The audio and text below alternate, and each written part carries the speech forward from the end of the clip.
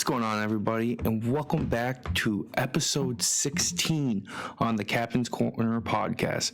Today is Friday, November 4th, 2022. Yeah, we're officially 1 month gone in the hockey season, like technically 3 weeks or so, but yep. First month is gone. There's been a lot of surprises here. So that's what today's episode is going to talk about. We're going through our November power rankings. So a lot of teams I was wrong on, so can't wait to talk about that. But yeah, it was definitely tough. But yeah, we'll get into the power rankings, how some teams are surprising, like Toronto, Nashville, Boston, like some good surprises, some bad surprises. But it's going to be a busy sports weekend for me as a Sabres and Bills fan. I'm going to have a lot to do. Got 2 Sabres games Friday night, Saturday night, and then a Bills game Sunday. So a lot to cover this weekend. I'm super excited for it. The Sabres on the road, so no tickets games for me. But we'll be watching them and live tweeting some games on Friday night, as well as probably last night I live tweeted stuff because this is when I'm recording this. So probably live tweeted some games on Thursday. But yeah, I'm trying to step that game up, so be sure to give us a follow on the Instagram and Twitter at Caps Corner Pod. I'm trying to grow those and really make them look a lot better. But let's get before we get into some talk, some teams are starting to wear the reverse retros. Oh, I'm a big fan of them. The Sabres, I didn't like the all white, the pants. They did white pants and stuff. I think it would have been a lot better with blue pants, but that's just me. The jerseys still look unbelievable. Vancouver's, just like I told you, my favorite ones. They look beautiful, and we'll start seeing some more teams in the next week or so wearing these. But yeah, let's get right into it. The first topic we're going to talk about is there trouble in Toronto. So the Leafs just got back from a long road trip in California, and they did not do so hot. I recorded an emergency episode Monday. It did not get released, but yeah, we got a lot to talk about. They did pick up a win on Wednesday night against Philly at home, but they're 5-4-2. They're 4-1 at home, and they're 1-3-2 away. And I don't know, it's weird. I think they'll be fine. They're a good team. They're going to find ways to win. It's just they start slow, and their stars have been starting slow. It's just weird times right now here in Toronto. Tavares has 7 goals, 7 assists, leading the team. Matthews has 10 points in 12 games, but he's 4 goals, 6 assists. Just not the superstar start for him. Marner has 2 goals, 9 assists. He's had a little bit of start. He's taken some heat from the media and stuff for his attitude. I don't know how that's reflected on the coach, how he's handling it behind closed doors. But it's a team that's, I don't know, they're slow at the gate, and this is, for me, kind of a make it or break it year for Dubas. I think his job is on the line here. He's bringing, he brought in Samsonov and Murray this offseason. Obviously, Murray got hurt in the first game, but Samsonov's played 7 games. He has 5 wins, so he has all their wins. He has a .230 goals against average and a .920 save percentage. He hasn't been the issue for them. I think it's more the defense and just the lack of depth for them. And then Holmgren's played 3 games. He has 0 wins, 2 OT losses, and he has a 3.62 goals against average, 875 save percentage. So, I don't know. Is there going to be a coaching change here? Like, if they continue, I don't think it's going to be this week, but maybe in the next 2 weeks, 3 weeks, if they continue to struggle. Dubas is going to make a move because this is his job on the line. Like, he's not going to go down easy. Like, I honestly think if they're a team that doesn't perform this season, or it could make a deep playoff run, I honestly think with the way Toronto is, their media, what their expectations are, Dubas might be gone. Like, he's paying all these high-end guys. He's bringing in these different goaltenders, and they're just not getting the job done. Like, obviously there's injuries and stuff, but it's still, they're not getting the job done. And you got 1 more year after this of Austin Matthews deal, and then you're going to have to pay the man a lot of money, so that's going to take up a lot more cap space. You probably have to move someone out with that. You're going to either have to move Marner out, Tavares out, which is going to be hard, or what's his name, Nylander. Like, you're going to be breaking up the team. So you really got these next 2 years to make a playoff run. And they're not getting their young kids in the lineup. They're real, like Robertson, like he's been in and out of the lineup. I thought he's played well. I think he deserves an NHL spot. It's just with how they're built their team, they can't have another superstar. They need the depth grindy guys, I guess. So I think Keefe is on the hot seat just because Dubas is on the hot seat. Like, I think Keefe's a good coach. And if he does get fired, I think he will get a job somewhere else down the road. But it's just they're in win it now mode, and with the way it's gone in the last couple of years, Dubas could be on the hot seat with this. So definitely something to watch out for here. I don't think he's gonna get fired this week or next week, but maybe at the end of November, like if it's still this way, something's gonna happen because they can't afford to miss the playoffs with this team. But yeah, that's the trouble in Toronto talk. Obviously, we'll have more of it to come because in the next coming weeks, we'll talk about Toronto as they're such a big market and there's a lot of eyes on this team. But next, Mullet Arena. We'll talk about the Arizona Coyotes. They opened up. Since the last episodes, they started playing their home games at Mullet Arena. It doesn't look that bad on TV, really. It's not too bad. You can't really tell from the camera angles and stuff. It's not a crazy deal. But the locker room situation is tough. They haven't finished building it yet. The locker rooms, the away teams, the home team locker rooms, like looks like what you played in minor growing up. It's insane. Like it's an NHL, and some guys don't even get a locker. I saw like their gear was on the ground because they didn't have enough stalls, or they didn't even have stalls. Technically, they didn't have a shelf.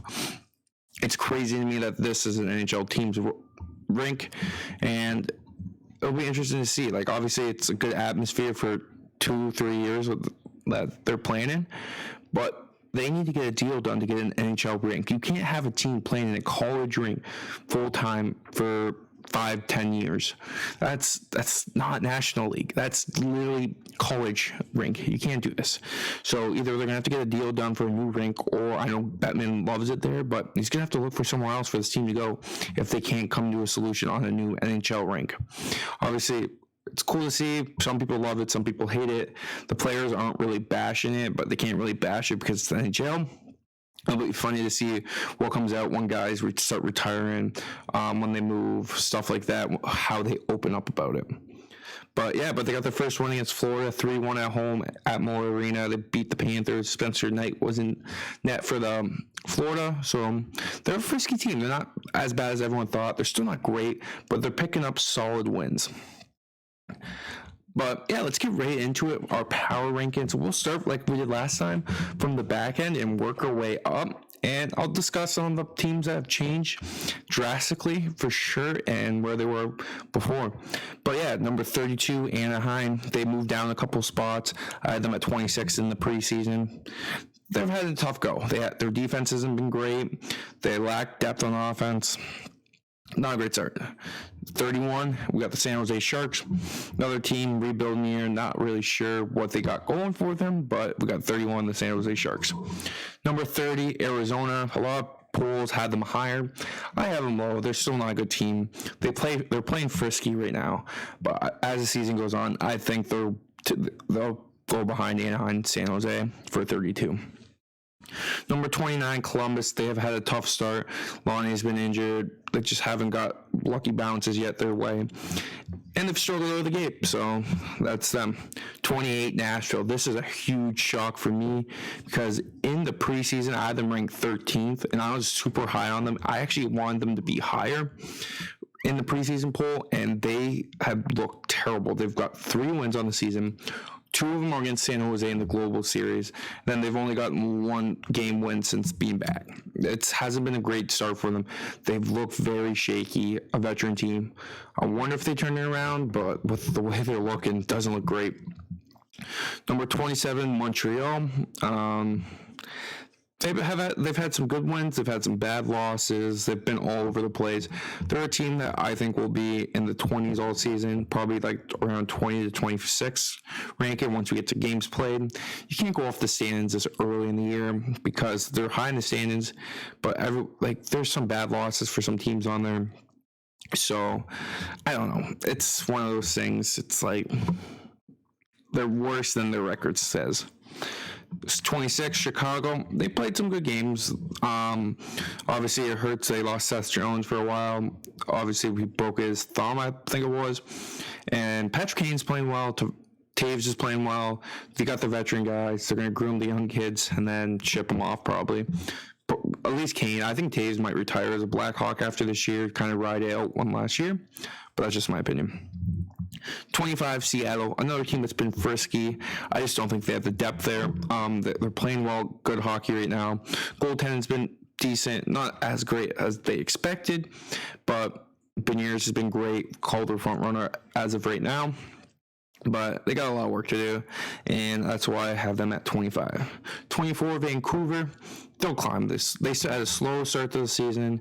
I think they've had a wake-up call ever since they had a long road trip, lost 6 or 7 in a row. But they've answered back. They've looked a lot better in the most recent week, and I think they'll continue to climb. 23, we got the Detroit Red Wings, another team that's been up and down to start. Hussel's looked pretty solid for them. Elkovic, on the other hand, hasn't. Young team, they're going to be up and down this year, and so right now I have them at 23. Number 22, we got the Winnipeg Jets. I really don't know much. This is where I had them, actually. Where were they for preseason? Winnipeg was 16th, so they've dropped a little bit, but they haven't had the greatest start. They're kind of like another team that's kind of just flying under the radar, not bringing a lot of attention to themselves, and we'll see what comes in the next couple weeks. 21, St. Louis. Man, they started out hot. They were 3-0, and then they dropped 5 straight. Binghamton's looked very shaky. Hasn't looked great. I don't know. I think they'll rebound and be fine, but for now, after the last week and a half for them, I had to drop them down in the rankings. 20, I have the Ottawa Senators, another team that's been up and down. They've had some good games, had some bad stinkers. This is a big month for every team. I think that after November, we'll get a lot more clarity on who are the actual contenders and who are the pretenders. So then I guess that will be the same case for Ottawa. Like, they lost Josh Norris for the season. How do they rebound? They're getting Talbot back. They activated him off IR. So that's a huge help to them. 19, the Pittsburgh Penguins, veteran team, can't count them out, but they've struggled of late. They've lost 6 in a row at the time of this podcast, and they've been some bad losses. They've blown leads to teams. They blew a lead to Buffalo, and they've lost games that they should have won. 18, LA Kings, another team that's kind of middle of the pack. I had them at 23 preseason rank. They're up to 18. I don't know. I guess we'll find out what they are in the next month. 17, the New York Islanders. I had them 19th preseason. They jumped a couple rankings. They've had a better start than I've expected, but they're still an aging team. A lot of questions around them. Their goaltending has been solid. They're going to get wins. I think they'll be in the hunt in their division, and I guess that's all you can ask for. 16, Washington. They're plagued by injuries right now. I think they'll continue to drop. They're finding ways to pick up wins, but another team that I find that's kind of sliding under the radar to start the season. 15, Philadelphia. They've had a great start to the season. Could have had them higher, but I think they'll come back down to earth in the next couple of weeks. Carter Hart's looked amazing for them. If he can continue this way, they'll continue to climb. When he's playing at the way he can play, like he did in junior and the World Juniors, he's on one of the best goalies out there. So definitely going to be fun to watch him this season and see what this Philly team can do with Torts. Now, number 14, we got Dallas. They're going to have a little bit of fall off here. Ottinger's out for a couple of weeks now with an injury, a lower body injury, and obviously goalies, lower body injuries tend to linger, I find. And so if they can't have him stoning guys and making a bunch of saves, they're going to be hurting. It'll be interesting to see what they can do.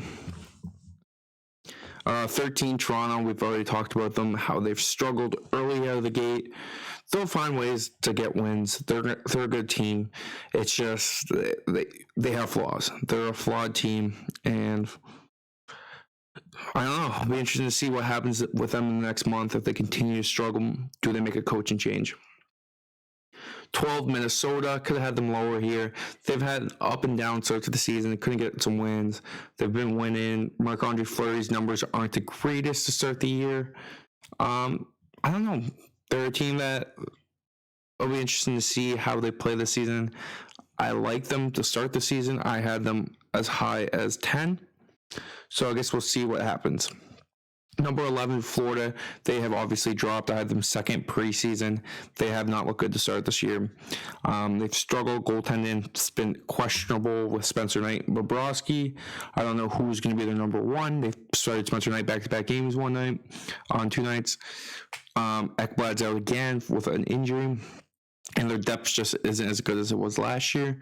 So, definitely a team to watch to see if they can continue last year or if they're going to drop off a little bit.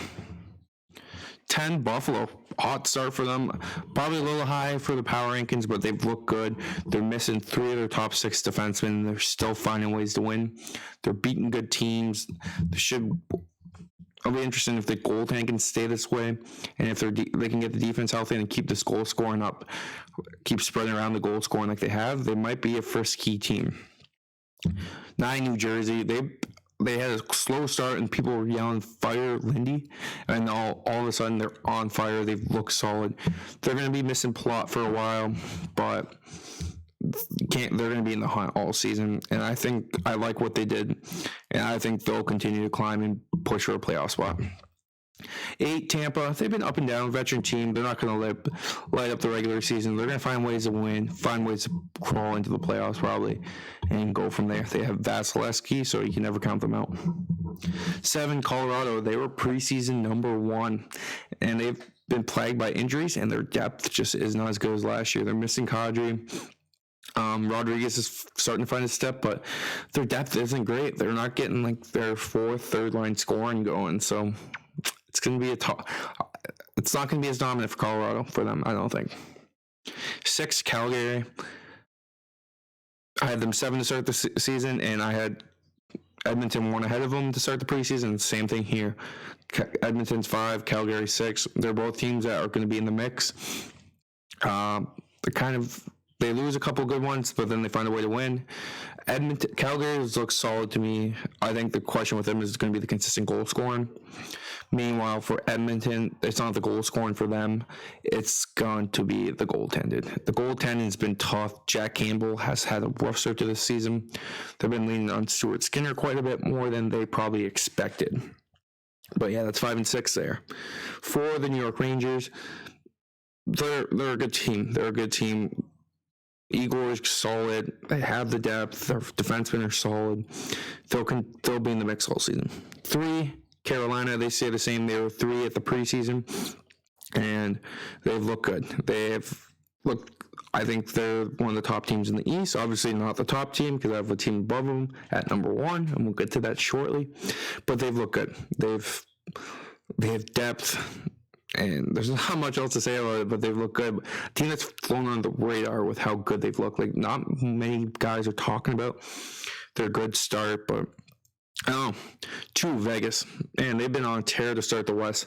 The West is a weaker division, but yeah, they've been on a tear to start. I had them at 11 to start the preseason, and they are up to number 2. Obviously, Eichel's doing well. They're getting a lot of scoring. Logan Thomas has been better. Aiden Hill has been better than expected. And if these goaltenders can keep it up, this is going to be the team that's probably going to come out of the West because, honestly, I don't know what other team can match their depth. And then finally, number 1, big surprise here, Boston Bruins. At least a big surprise to me. I had them 15th preseason rankings, and they've been on a tear. They've had 1 loss. Allmark's been amazing for them. Swayman's been up and down. He's hurt now. But yeah, they've looked awesome. Bergeron, Krejci, they haven't lost a step, and they're only getting healthier. They got Marchand back now. He's been putting up numbers since his return, and they're still missing McAvoy, their number 1 defenseman. So, yeah, I counted them out to start the season, and clearly I was wrong because they're looking great. So finally, let's wrap it up with some quick hits here, guys. Not too much to talk about here for the quick hits. Trevor Zegras was fined $1,500 for slashing. I didn't really see it, but that's what it was. Logan Brown of the Washington Capitals was placed on LTIR. He'll miss the rest of the season with an ACL. TJ Oshie's on the IR for them. Ottinger's out for at least 2 weeks. He's on the IR for Dallas. And Swayman left the game on Tuesday night with a lower body injury, and he's considered week to week also. But yeah, that's what I have for news. But yeah, that's the power rankings for November, guys. We'll talk about it at the end of this month. We'll get a lot more clarity, I think, on, like I said, who the pretenders are, who are the contenders. We'll see a lot of movement, I think, in this next month as teams will fall off. There'll be more games. There'll be 20 games played now. And so we'll be almost a quarter of the way through the season, and it'll give us more clarity on who just had a good start. Like, did Buffalo just have a good start, but they fall off? I don't know. And then you also see with the injuries, like who affects who. So we'll get a lot more answers this month. I'm excited to watch this month to see what happens. But that's all I got for you guys. Thank you for tuning in to this episode of the Captain's Corner. Be sure to follow us on Instagram and Twitter. Subscribe on Apple Podcasts, Spotify, or YouTube, wherever you listen. Appreciate all the support, and we'll catch you in the next episode, guys. Peace. Have a good one.